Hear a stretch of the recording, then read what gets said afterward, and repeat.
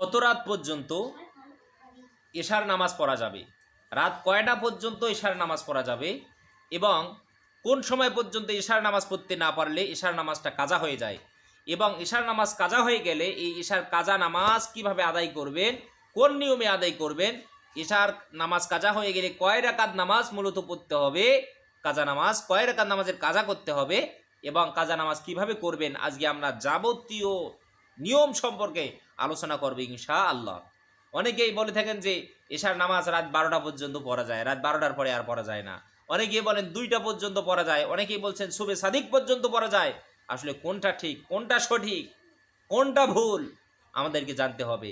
কারণ রাতের বেলায় দেখা যায় আমি ঘুমাতে গেলাম, ঘুমিয়ে গেছি, ঘুম থেকে উঠে দেখি রাত 2টা বাজে।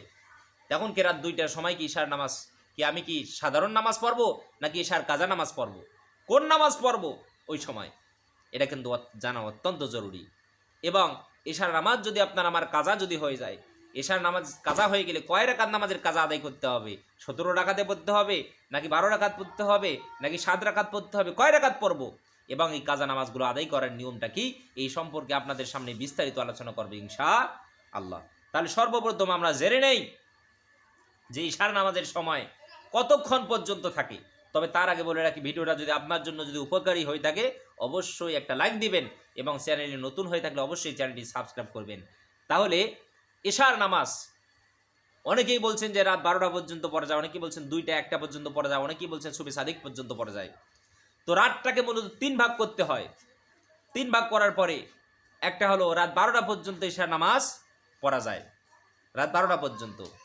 আর এক ভাগ সেটা হলো আপনার রাতের দ্বিতীয় অংশ, এই দ্বিতীয় অংশেও পড়া হলো মুবাহ। এরপরে তৃতীয় নাম্বার হলো সুবে সাদিকের আগ পর্যন্ত। এই সুবে সাদিকের আগ পর্যন্ত ইশার নামাজ পড়া যায়, তবে সেটা হলো মাকরুহ, অপছন্দনীয়। এর থেকে আমরা বুঝলাম যে ইশার নামাজ ফজর হওয়ার আগ পর্যন্ত পড়া যাবে। সুবে সাদিক হয়ে গেলেই ইশার নামাজের সময় শেষ হয়ে যাবে, তখন আর ইশার নামাজ পড়া যাবে না। তার আগে আপনার ইশার নামাজ কি পড়া যাবে, অর্থাৎ ফজর হওয়ার আগ পর্যন্ত ইশার নামাজ পড়া যাবে। কিন্তু ফজর হয়ে গেলে কি আর ইশার নামাজ পড়া, তখন তো ফজর হয়ে গেছে। তাহলে সুবে সাদিক পর্যন্ত আপনার সুবে সাদিক হওয়ার আগ পর্যন্ত ফজরের নামাজ পড়া যাবে, তখন আর কাজা পড়তে হবে না, তখন সাধারণ অক্তিয়া নামাজ পড়তে হবে। কিন্তু যখন এই সুবে সাদিক হয়ে যাবে তখন আর কি ফজরের নামাজ আদায় করা যাবে না, তখন আর ইশার নামাজ আদায় করা যাবে না।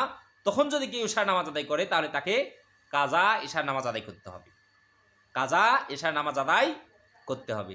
তাহলে ইশার নামাজ সারা রাত পর্যন্ত পড়া যায়, সুবে সাদিক হওয়ার আগ পর্যন্ত পড়া যাবে, তখন আর কাজা করা লাগবে না, তখন শুধু ইশার নামাজেই পড়া যাবে, সাধারণ ইশার নামাজ। কিন্তু সুবে সাদিক হয়ে গেলে আর কি ইশার নামাজ পড়া যাবে না, তখন ইশার কাজা নামাজ আদায় করতে হবে। এরপর যে বিষয়, ইশার কাজা নামাজ যদি আমরা আদায় করি, ইশার নামাজ যদি আমাদের কাজা হয়ে যায়, আমরা ঘুম থেকে উঠে দেখি ফজর হয়ে গেছে, ফজরের আজান হচ্ছে, ওই সময় যদি আমরা ইশার কাজা নামাজ যদি আদায় করি তাহলে যাবে কি যাবে না? তো ইশার নামাজ কাজা হয়ে গেলে 3টা সময় ছাড়া, আমি বিভিন্ন ভিডিওতে বলে থাকি 3টা সময় ছাড়া যে কোনো সময় কাজা নামাজ আদায় করা যায়। আপনি ফজরের আগেও পড়তে পারেন, ফজরের পরেও পড়তে পারেন, এরপরে জোহরের আগেও পড়তে পারেন, জোহরের পরেও পড়তে পারেন, আসরের আগেও পড়তে পারেন, আসরের পরেও পড়তে পারেন, মাগরিবের আগেও মাগরিবের পরেও, হ্যাঁ, এশার আগেও এশার কি পরেও, যে কোনো সময় আপনি এশার কাজা নামাজ পড়তে পারেন। এর জন্য নির্দিষ্ট কোনো সময় নাই, শুধু 3টে সময় ছাড়া। একটা সূর্য ওঠার সময়, দ্বিপ্রহরের সময়, আর একটা হলো সূর্য অস্ত যাওয়ার সময়। এই 3টে সময় ছাড়া যে কোনো সময় এশার কাজা নামাজ আদায় করা যাবে।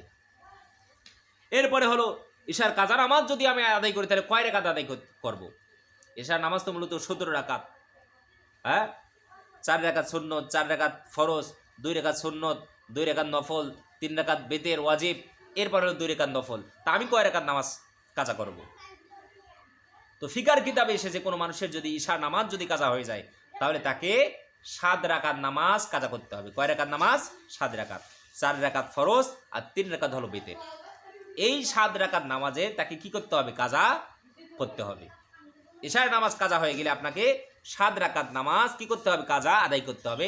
4 রাকাত ফরজ নামাজ আর 3 রাকাত বেতের নামাজ। তো এই যে আমি কাজা নামাজ আদায় করব, এটা আদায় করার নিয়মটা কি? তো যেভাবে আপনি ইমামের পিছনে বা আপনি একাকী ঈশার 4 রাকাত ফরজ নামাজ আদায় করলে যেভাবে আপনি আদায় করবেন, ঠিক একই রকমভাবে ঈশার কাজা নামাজ যখন আপনি আদায় করবেন, ঠিক ওই রকম করে আপনি কি ঈশার কাজা নামাজ আদায় করবেন। শুধু পার্থক্য হলো এতটুকুই যে আপনাকে নিয়তটা অন্য ধরায় দিতে হবে। বলতে হবে, হে আল্লাহ, আমি আজকের ঈশার কাজা নামাজ বা গতকালকের ঈশার কাজা নামাজ বা অমুক দিনের ঈশার কাজা নামাজ আমি আদায় করতেছি, আল্লাহু আকবার। শুধু নিয়তটা ভিন্ন। হ্যাঁ, এরপর আপনি বেতেরের যখন আপনি কাজা আদায় করবেন তখন নিয়তটা এভাবে করবেন, হে আল্লাহ, আমি অমুক দিনের বেতেরের কাজা নামাজ আদায় করতেছি, আল্লাহু আকবার। এরকম করে আমরা শুধু নিয়তটা ভিন্ন। তাছাড়া ঈশার ফরজ নামাজের প্রথম 2 রাকাতে জোড়া সূরা পড়তে হয়, আপনি জোড়া সূরা পড়বেন। শেষ 2 রাকাতে শুধু সূরাতুল ফাতিহা পড়তে হয়, রাসূল সাল্লাল্লাহু আলাইহি ওয়াসাল্লামের সুন্নত, আপনি শেষের 2 রাকাত শুধু সূরাতুল ফাতিহা পড়বেন। এবং একাকী আপনি বেতের নামাজ যেভাবে আদায় করেন, ঠিক তদ্রূপ আপনি বেতের নামাজের কাজাটা ওই রকম করে আপনি আদায় করবেন। শুধু নিয়তটা আলাদা, হে আল্লাহ, আমি অমুক দিনের বা গতকালকের বা গত পরশুর আমি বেতের নামাজের কাজা আদায় করতেছি, আল্লাহু আকবার। তাহলে এই হলো ঈশার নামাজ সম্পর্কে আমাদের যাবতীয় ধারণা। রব্বুল আলামিন আমাদের সবাইকে প্রত্যেকটা কথা বোঝার তৌফিক যেন দান করেন বলি আমিন।